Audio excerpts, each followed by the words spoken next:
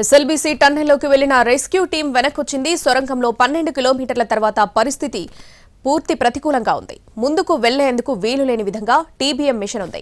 అక్కడ మిషన్ వెనక పెద్ద మొత్తంలో మట్టి బురద ఉంది.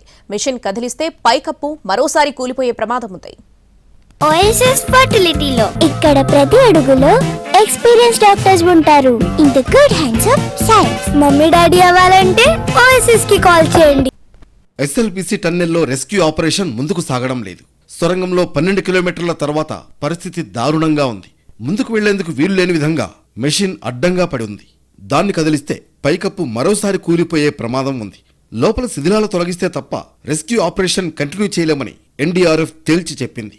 పరిస్థితిని చూసి నేవీ టీం వెనుదిరిగిపోయింది. ర్యాట్ మైనర్స్ ను పోలీసులు అధికారులు లోపలికి అనుమతించలేదు.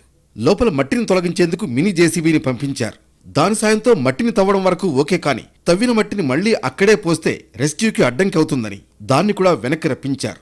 నీటి తీవ్రత పెరిగితే 10 కిలోమీటర్లు కూడా వెళ్లడం కష్టమని రెస్క్యూ టీమ్స్ చెబుతున్నాయి.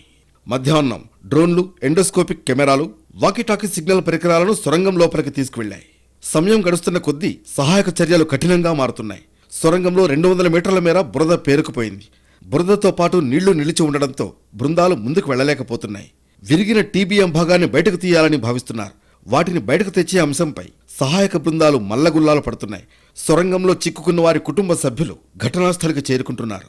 మొత్తంగా టన్నెల్ రెస్క్యూ ఆపరేషన్లో ఎలాంటి పురోగతి కనిపించడం లేదు. లోపలే చిక్కుకుపోయిన 8 మంది ఆచూకీపై ఆశలు సన్నగిల్లుతున్నాయి. ఎస్ఎల్బీసీ టన్నెల్లో సహాయక చర్యలపై సీఎం రేవంత్ రెడ్డి ఎప్పటికప్పుడు పరిస్థితిని మానిటర్ చేస్తున్నారు. సహాయక చర్యలను దగ్గరుండి పర్యవేక్షిస్తున్న మంత్రులు, ఉన్నతాధికారులతో నిత్యం మాట్లాడుతున్నారు. కార్మికులను రక్షించేందుకు అన్ని విధాల ప్రయత్నాలు కొనసాగించాలని సీఎం నుంచి ఆదేశాలు వెళ్లాయి.